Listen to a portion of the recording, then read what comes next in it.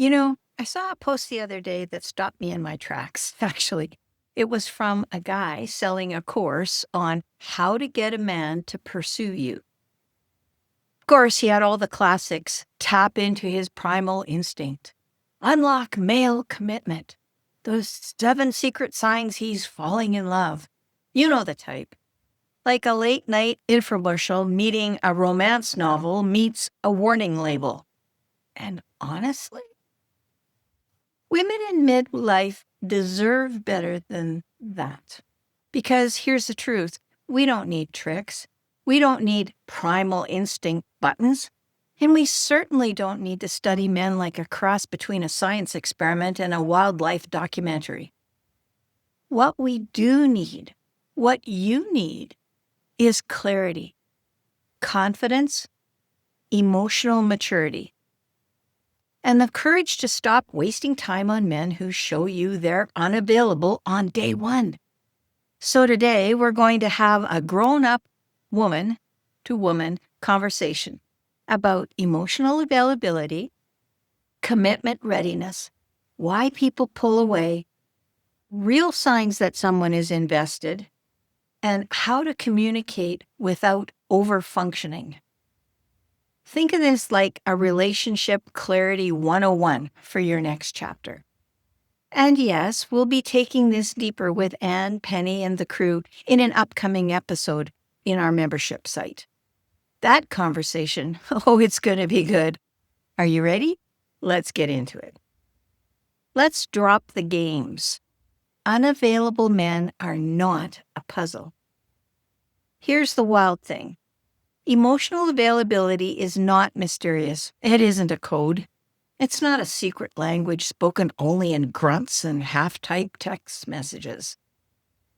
Emotionally unavailable people, men or women, have a very predictable pattern. They crave closeness, but they fear it. They send mixed signals. They avoid clarity. They talk about connection, but avoid actual connection. They want companionship without vulnerability, and they're allergic to hard conversations.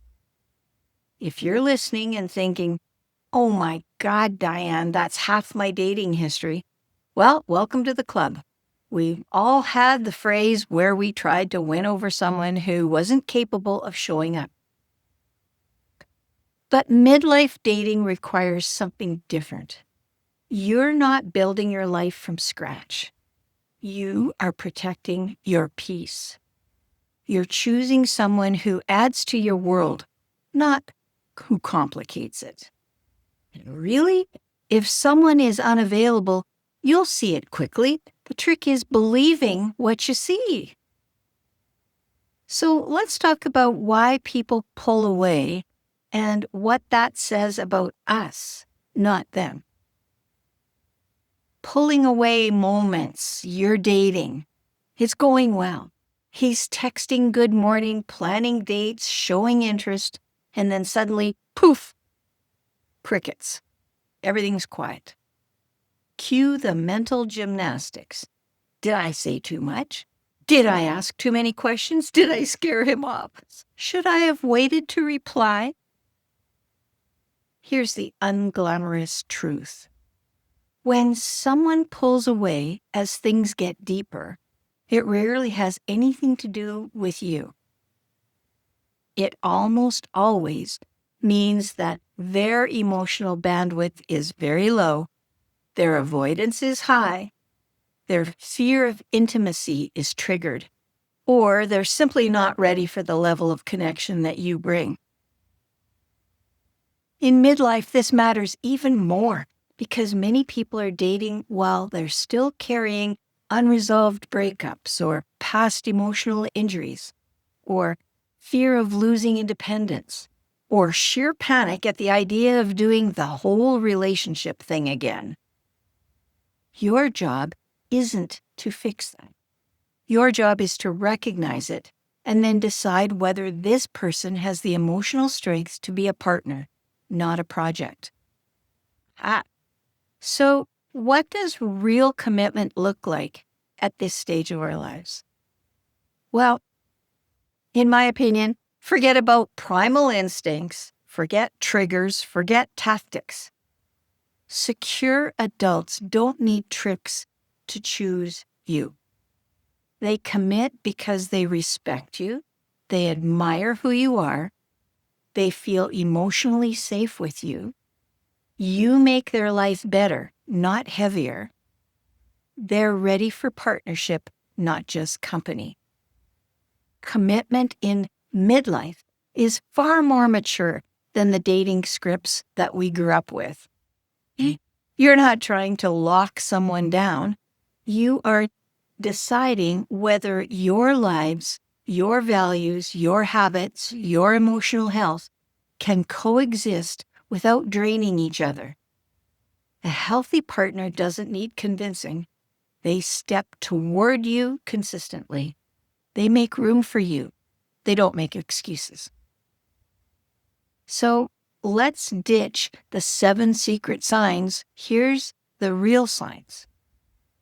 Number 1, consistency, not intensity, not fireworks, not love bombing, just consistency. 2, emotional presence.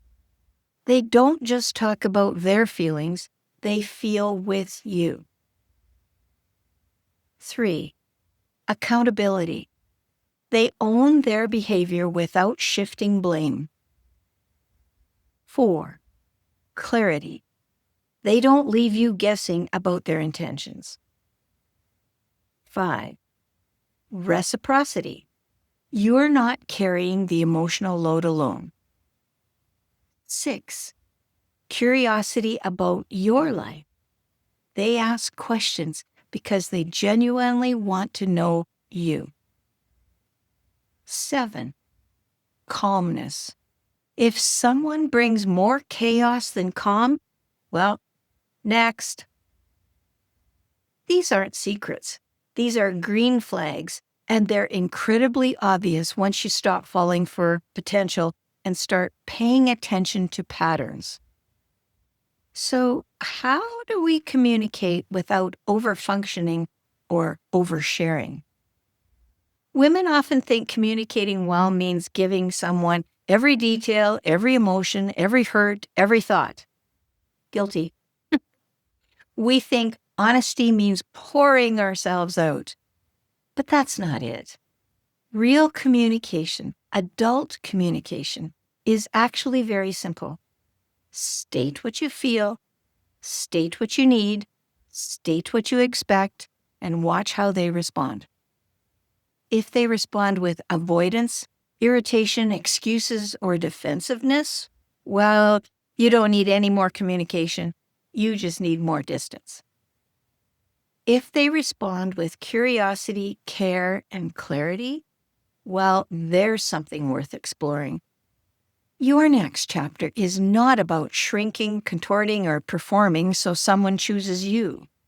It's about showing up as yourself and letting that be the filter.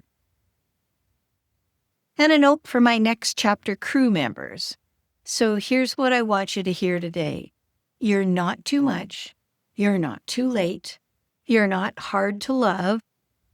What's hard is finding someone who matches your emotional intelligence and who meets your consistency and who respects your boundaries.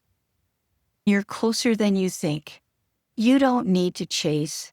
You don't need to convince. You don't need to decode. You just need clarity.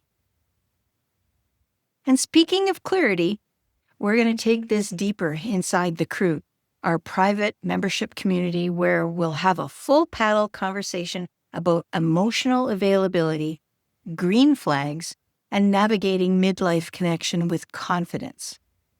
If you want the real, raw, unfiltered version of this conversation with Anne, Penny, and the gang, stay tuned. That crew episode is coming, and trust me, you don't want to miss it. And until then, stop decoding behavior that someone is choosing to make confusing. Protect your peace, Raise your standards and step into connections that feel like solid ground, not quicksand. You deserve nothing less. Bye for now.